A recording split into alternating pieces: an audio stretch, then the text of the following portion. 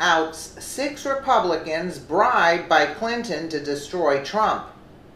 This is massive.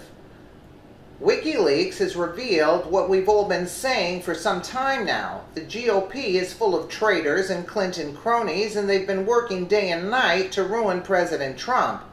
Paul Ryan, Carly Fiorina, John Kasich, Lindsey Graham, and John McCain were all named in the latest WikiLeaks release, and apparently were in the tank to not only ensure Trump lost the election, but to undermine him if he won, and that's exactly what they're doing. This is a clear-cut case of treason and should be treated as such. These traitors should be immediately rounded up and removed from office. The sheer audacity and treacherous nature of these wretched people is almost unfathomable. From your Newswire, in an email from John Podesta to Uma Abedin, the pair discussed diverting Clinton campaign funds to various Republicans who were secretly on the Clinton payroll, ConservativeDailyPost.com reports. The email sent in July of this year describes how funds were being diverted from Clinton's campaign to the super PACs of Jeb Bush, Carly Fiorina, and John Kasich. According to the email, JB, and JK PACs will be noticeably silent for the rest of the campaign. Each will receive a significant allowance from advertising budget. Hillary Rodham Clinton is the loop and has talked to all three personally, eyes only.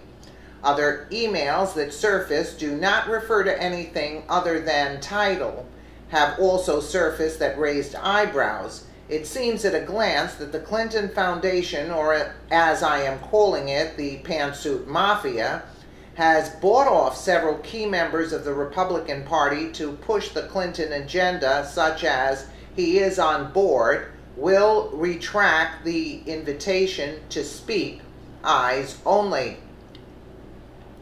This email was dated days before Speaker of the House Paul Ryan withdrew the invitation to Donald Trump to speak at an event in Wisconsin. Even though we do not have the smoking gun to say it was him, no other logical conclusion can be assumed. Other emails hint at the money being moved to Republican elected officials in the House and Senate. For instance, FEC reports shows that 2 large donations from PACs and private sources in early October went to John McCain right after he attacked Trump publicly, criticized Trump. That happened shortly after a slew of emails concerning moving money to support one candidate and move support from another. Shortly thereafter, his challenge in this tight race, Kirkpatrick, lost several key donors and money, and support lessened from the DNC and the DSCC in the last few weeks of the race. The thing to note is that McCain is one of the lead sponsors of a committee to investigate any Russian influence into the election. Senator Lindsey Graham, another outspoken critic of Donald Trump and briefly candidate for president from July to December also, it seems, received help from the Clintons. An email that simply states, cleared the road for him in 2020. Could mean that there will be no strong or supported Democrat in the South Carolina Senate race when Graham is up for re-election. As with McCain, Graham was publicly called for a look into the Russian influence in the election. There were a lot of politicians who were opposed to Donald Trump. These in particular all share a common bond, however. Trump humiliated them on stage in front of hundreds of millions of people around the world. This is more than just politics or conscientious objecting. This was revenge. Not just revenge, this is out-and-out treason. Our representatives took an oath to support our Constitution and its laws for our benefit, not theirs. This is why gridlock is prevalent in D.C. The treachery and the corruption are on both sides of the coin. Unfortunately, there is no way of knowing who the true Republicans are and who are the ones that are fronts for the Clinton machine, the pantsuit mafia.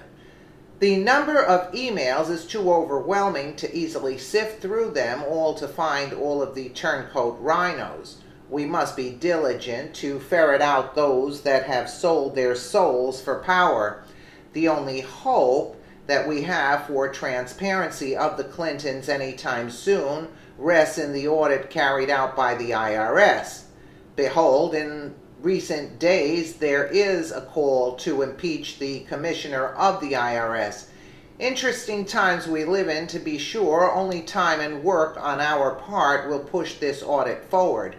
Even though Hillary lost the presidency, she is still a power behind the scenes with these revelations.